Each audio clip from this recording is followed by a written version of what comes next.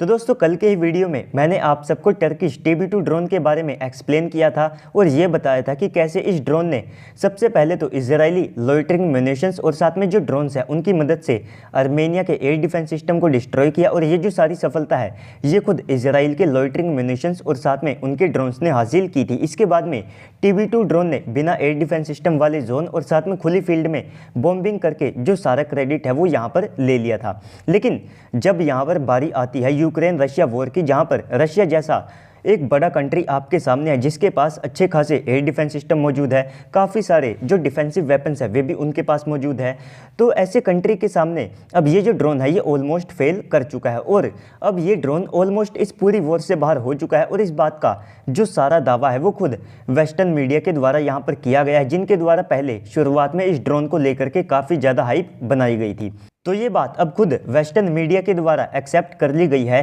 कि रशिया ने बिना एक गोली चलाए और बिना किसी इंटरसेप्टर मिसाइल या फिर एयर डिफेंस सिस्टम का इस्तेमाल किए हुए 90% जो TB2 ड्रोन्स यूक्रेन को दिए गए थे वे यहाँ पर डिस्ट्रॉय कर दिए हैं। और रशिया ने कैसे ये काम किया है उसके बारे में भी मैं आप सबको एक्सप्लेन करूँगा। और ऐसा ही एक सिस्टम भारत ने भी तैयार कर लिया है, जिसके बाद में आप सब डेफिनेटली कह सकते हैं कि इन ड्रोन्स का जो हाल यूक्रेन के अंदर हुआ है वही हाल इनका पाकिस्तान के द्वारा भारत के हाथों होने वाला है। तो दोस्तों वीडियो को शुरू करने से पहले आप अभी से वीडियो को लाइक करके कमेंट सेक्शन में जा करके जय हिंद कमेंट कर दीजिएगा। तो दोस्तों सबसे पहले तो आप सभी लोग अपनी स्क्रीन के ऊपर एक इमेज को देख सकते हैं जहां पर कुछ सिस्टम और साथ में कंपोनेंट्स को डिस्प्ले किया गया है। तो इसमें सबसे पहले तो आप सबको एक जो रडार है वो देखने को मिलेगा। इसके बाद इसमें एक इलेक्ट्रो ऑप्टिकल सिस्टम जैमर्स के साथ में देखने को मिलेगा और यहाँ पर लेफ्ट साइड में आप सबको एक सिस्टम देखने को मिलेगा जिसमें एक लेजर वेपन है और साथ ही साथ एक इलेक्ट्रो ऑप्टिकल सिस्टम है। तो इन सारे कंपोनेंट्स का काम ये है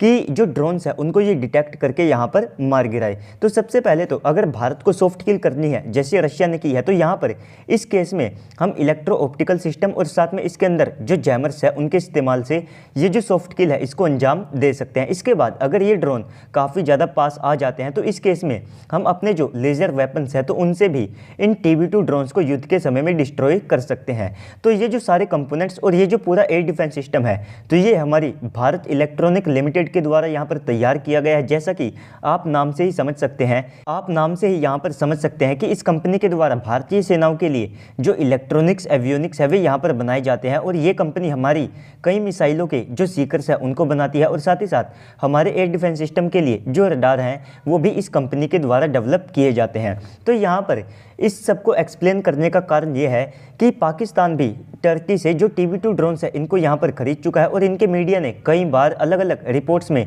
ये दावा किया है कि ये अपने इन सस्ते ड्रोन से भारत के जो बिलियंस ऑफ डॉलर के S-400 एयर डिफेंस सिस्टम है उनको यहाँ पर तबाह कर देंगे। तो उम्मीद है यहाँ तक आपके TB2 ड्रोन्स को लेकर के जो डाउट हैं वे क्लियर हो चुके होंगे। इसी के साथ में भारत के द्वारा multi layer air defence system को यूज़ किया जाता है, जिसमें अगर आप केवल शॉर्ट रेंज की बात करें तो वहाँ पर भारत VLSR-SAM मिसाइल का इस्तेमाल करता है जो कि अस्त्र मिसाइल के ऊपर बेस्ड है। साथ ही साथ हमारे द्वारा QRSAM एयर डिफेंस सिस्टम का इस्तेमाल किया जाता है। स्पाइडर जैसे जो शॉर्ट रेंज के एयर डिफेंस सिस्टम है वो भी आप सबको भारत के पास देखने को मिल जाएंगे। इसके बाद हमारी BEL का ये जो सिस्टम है तो इसे इनके द्वारा काउंटर अनमैन्ड एयरक्राफ्ट सिस्टम के नाम से जाना जाता है, जिसमें ये पूरा सिस्टम जो ड्रोन्स है उनको डिटेक्ट करके ट्रैक करके उनको आइडेंटिफाई कर सकता है कि ये कैसा टारगेट है। उसके बाद इसके पास ये कैपेबिलिटीज़ है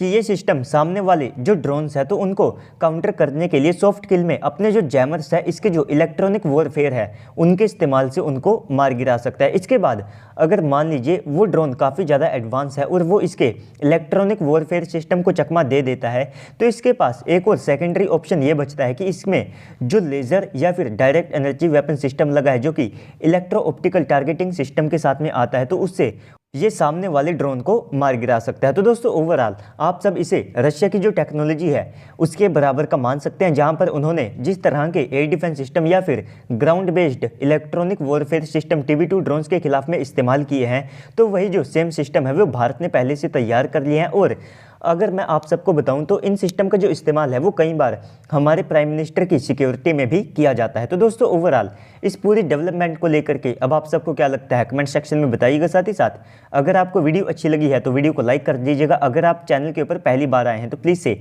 चैनल को भी सब्सक्राइब कर दीजिएगा। साथ ही साथ आप जाकर के मेरे सेकंड चैनल को भी विजिट कर सकते हैं, जहां पर आप सबको जियो पॉलिटिक्स और साथ में फॉरेन पॉलिसीज़ की जो वीडियोस है भी वहां पर मिल जाएगी। तो चलिए दोस्तों, आज की इस वीडियो में इतना ही, मिलते हैं अगली वीडियो में, तब तक के लिए गुड बाय, जय हिंद।